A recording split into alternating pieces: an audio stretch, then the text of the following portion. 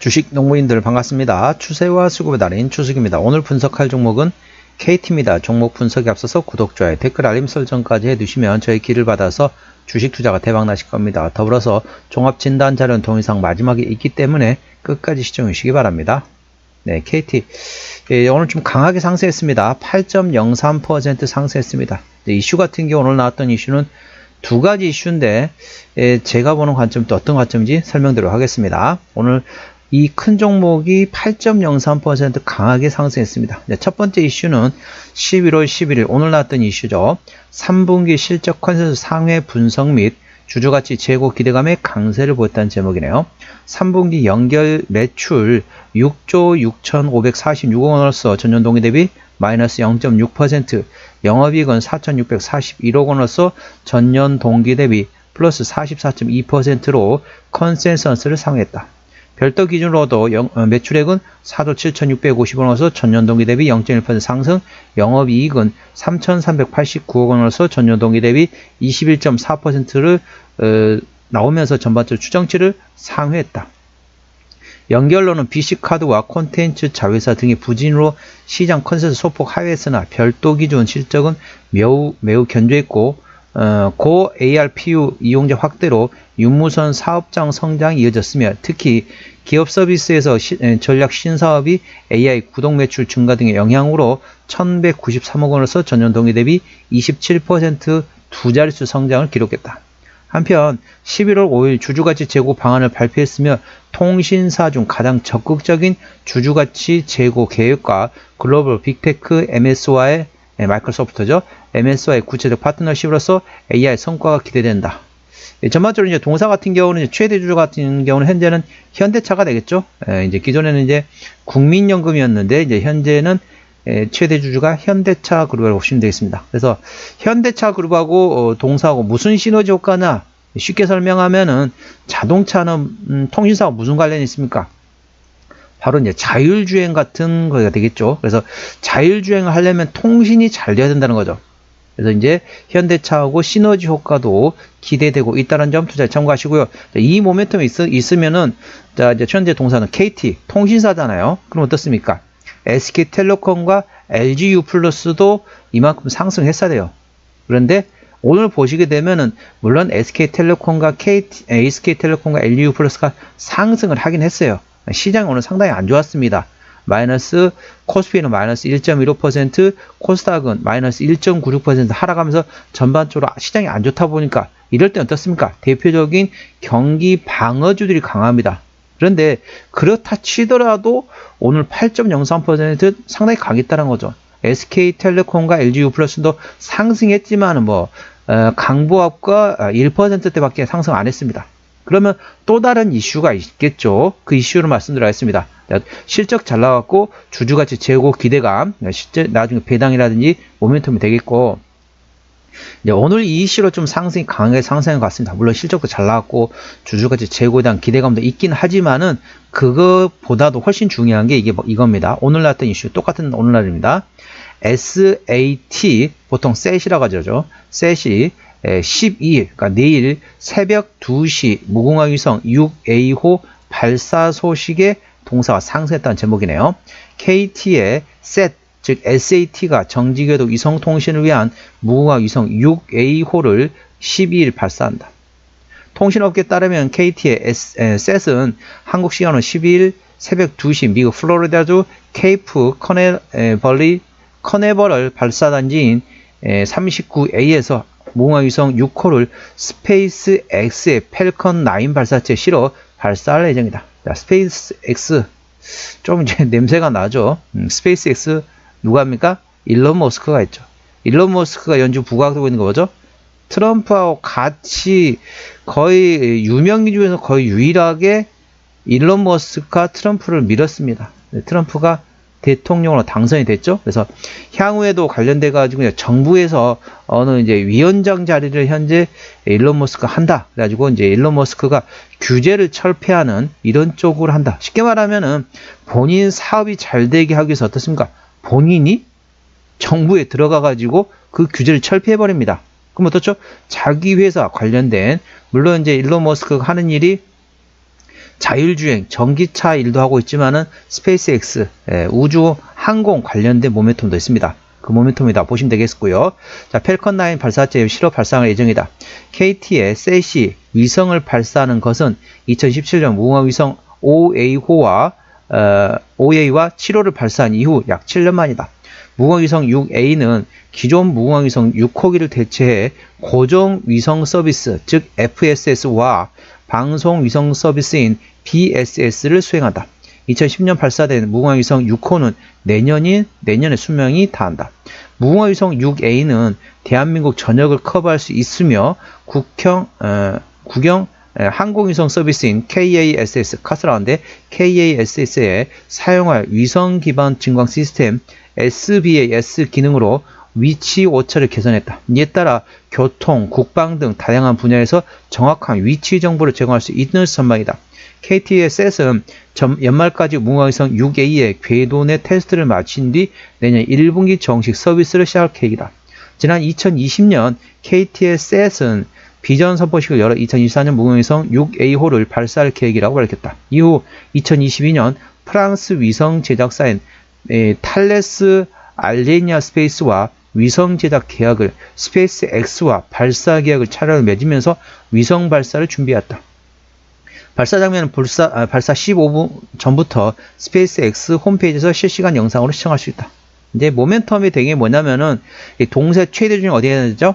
현대차입니다. 현재는 현대차 뭐도 하겠죠? 자율주행입니다.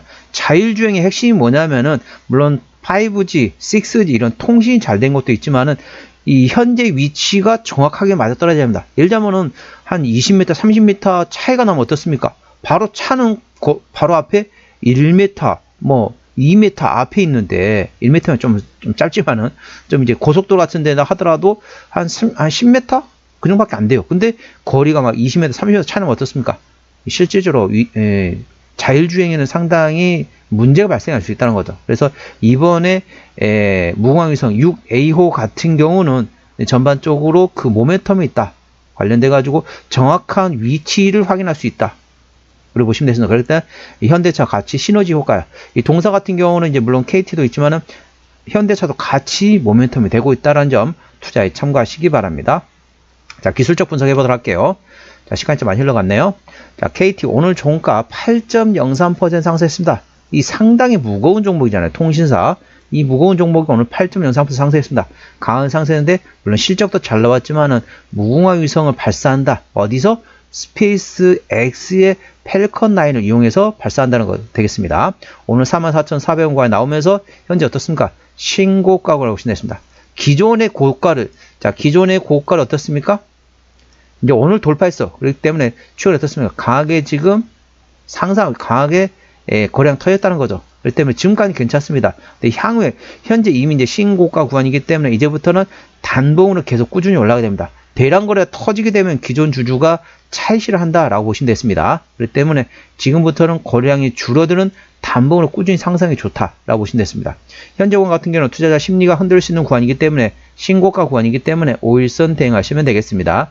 5일선 종가상이 탈시 절반 정리, 그 다음날 시가 회복하지 못한다면 나머지도 차익실한다 보시면 되겠고요. 현재 구간 지지대 같은 경우는 지지대 44,000원 그 밑에 42,500원 그 밑에 41,000원과 4만원, 38,000원, 37,000원, 36,000원, 35,000원, 34,000원, 33,000원, 32,000원, 3만원 딱딱 있습니다. 그렇기 때문에 고점에서 차익 실현하고 나서 어디서 재매수해야 되냐, 그거는 동영상 맨 마지막에 종합진단 자료할 때 말씀드리도록 하겠습니다. 투자 참고하시고 현재 구간 같은 경우는 5일선으로 대응하시면 되겠습니다. 현재 구간은 목표가 얼마다 라고 정하신다기보다는 5일 이평선을 종가상 이탈하면 절반 정리, 그 다음에 시가 회복하지 못한다면 나머지 차익신하고 재매수 위치를 바라보는 방법이 있다는 점 투자에 참고하시기 바랍니다.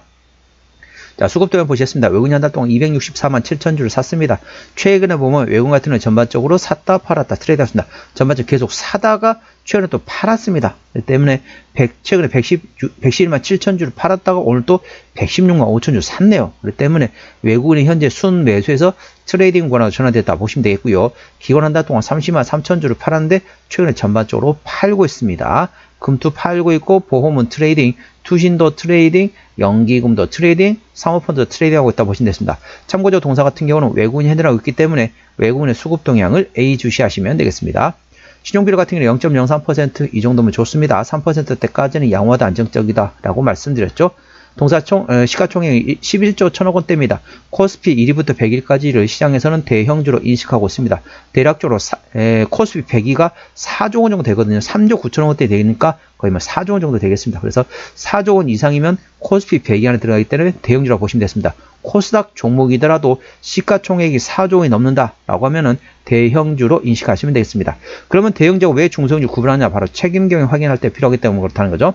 현재 동사 같은 경우는 현대차 그룹이 현재 8.07% 지분율 가지고서 현재 최대주라고 보시면 되겠고, 그 다음에 국민연금이 7.6%, 그리고 신한은행 쪽에서 5.6%, 그리고 나머지 쪽 5.1%와 미래에셋 5%대 전반적으로 통신사를 많이 가지고 있습니다. 투자에 참고하시기 바랍니다. 자, 실적 보시도록 하겠습니다. 자, 동사 같은 경우는 매출액이 작년에 매출액이 26조 3천억 원대에서 올해 26조 5천억, 큰 차이가 없고 내년도 27조 3천억 예상되면서 내년도에 전반적으로 좋아질 것으로 예상되고 있습니다. 영업이익은 작년에 1조 6천 400억 원대에서 올해 1조 5천 700억, 내년에 2조 원이 예상되면서 전반적으로 외형 성장과 함께 더불어서 내실도 키워갈 것으로 예상되고 있습니다. 당기순이익도 마찬가지네요. 분기 실적 보시도록 하겠습니다. 작년 2분기부터 영업이익 기준으로 말씀드릴게요. 작년 2분기 영업이익 5,700원대, 3분기 3,200원대, 4분기 2,600원대 영업이익이 나왔고요. 올해 1분기 영업이익 5,065억 원이었습니다. 작년 2분기 같은 경우는 작년에 2분기 5,761억 원 대비 올해 4,940억, 다소 조금 약했습니다. 자, 3분기부터 실적이 좋아진다 보시면 되겠습니다. 작년 3분기 3,219억 원에서 올해 4,641억 원, 4분기 좀 약해지네요. 작년에 2,656억 원에서 올해 1,718억 원.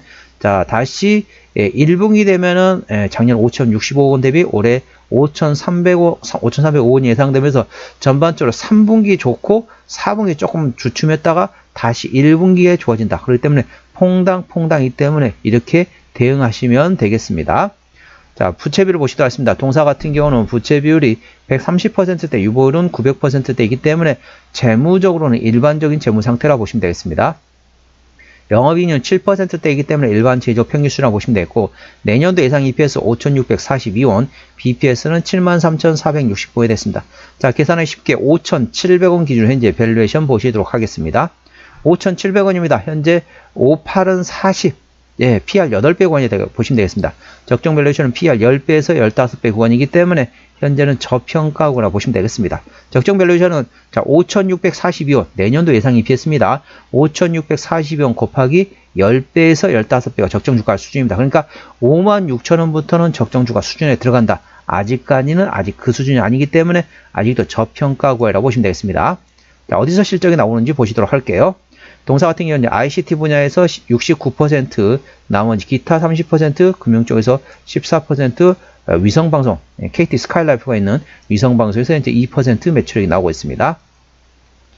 자, 동사 자본금 변동력 보시도록 하겠습니다. 동사 같은 경우는 한 번 최근에 유상증자 한 적이 한 번도 없습니다. 그렇기 때문에 당연히 매물 없고요. 아까 보셨던 것처럼 재무적으로는 일반적인 재무 상태이기 때문에 추가적인 유상증자 가능성은 일부 열려있긴 하지만은 2006년도 현재 보이는 상황으로는 2006년도 이후로 한 번도 유상증자 한 적이 없기 때문에 그 가능성은 높지 않다라고 보시면 되겠습니다.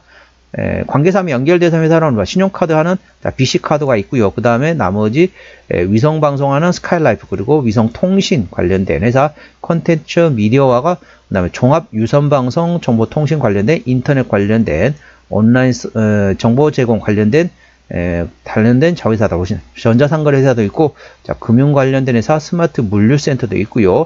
통신 관련된 회사 등등 있겠습니다. 상당히 많죠, 자회사가. 정리 한번 해보도록 하겠습니다. KT 오늘 종가 44,400원에 마감했습니다. 수급적으로 외국인 핸들하고는 현재 샀다 팔았다 트레이드하고 있습니다. 외국인의 평균 매수 단가 42,000원대, 평균 매도 단가 42,000원대입니다. 기본적 분석상으로는 작년 대비 올해 BPS가 5.1% 증가할 것으로 예상되고 있습니다. 모멘텀은 자, 셋이 오늘, 그러니까 내일이죠. 내일 새벽 2시에 무궁화위성 6A호를 해서 발사한다. 그래서 어디 거? 스페이스 X의 펠컨 9에 실어서 올라간다 보시면 됐습니다. 그리고 뭐 호실적 발표하고 주주가치 제고에 대한 기대감도 있다라는 점 투자에 참고하시기 바랍니다. 추세대로 보셨습니다. 차트 추세는 57.7이기 때문에 과열관 70까지는 충분한 여력이 있고요. 수급 추세는 46.2이기 때문에 과열관 80까지는 충분한 여력이 있습니다. 그래서 어느 정도 고점 위치, 현재 신고가 구간이지만은 투자자 심리가 신고가 구간이기 때문에 좀 고점이라 인식할 수 있겠지만은 기술적 보조 지표상으로는 상승할 수 있는 여력이 충분하다는 점 투자에 참고하시기 바랍니다. 현재 목표가 같은 경우는 자 5일선 대응하시면 되겠습니다. 투자자 심리가 흔들 수 있는 구간이기 때문에 그렇죠. 5일선 종가상 이탈 시 절반 정리, 그 다음에 시가 회복하지 못한다면 나머지도 차익 실현하시고요. 손절라인 되어 있지만 재매수 위치입니다. 1차 재매수 위치는 4만원, 2차 재매수 위치는 36,000원 구간이 있다는 점 투자에 참고하시기 바랍니다. 오늘은 KT에 대한 종목 분석이었고요. 구독, 좋아요, 댓글 알림 설정까지 해두시면 저희 기운을 받아서 주식 투자가 대박 나실 겁니다. 더불어서 많은 관심과 격려 부탁드립니다. 이상 추세와 수급의 달인 추수겠습니다. 감사합니다.